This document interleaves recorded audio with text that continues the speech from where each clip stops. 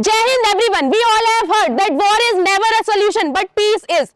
Respected sir and my dear friends present here. Today I am going to deliver my lecturate on Russia-Ukraine war and how it is defining the global equations. If I talk about the history of both the nations, then Russia and Ukraine were both the part of the USSR.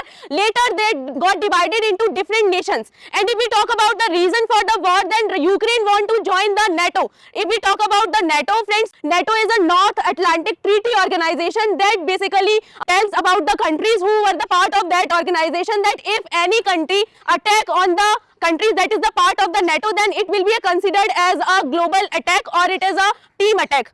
Ukraine want to be a part of NATO, due to which Russia attacked on the Ukraine. That as it is hampering the Russia's sovereignty, Russia don't want to be a part, Ukraine to be a part of NATO. If I talk about the challenges that due to these war the world is facing, we have witnessed about the oil prices of the world has been increasing day by day just because of the conflict between the Russia and the Ukraine war.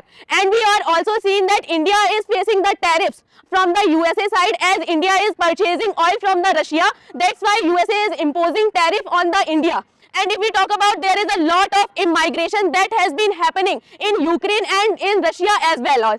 People are migrating from Ukraine to another countries, and it is also hampering the climate change conditions across the world. Just because of the war, there is a lot of CO2 emission that is contributing to the global warming. Now I am going to talk about the steps that has been taken by the countries to stop this war. USA has talked with the Russia and Ukraine to stop this war, and China is also supporting the Russia, and India is on a neutral phase, like India supports peace between both the nations, and both the nations are also taken on a table so that they can sign a peace agreement between both the nations.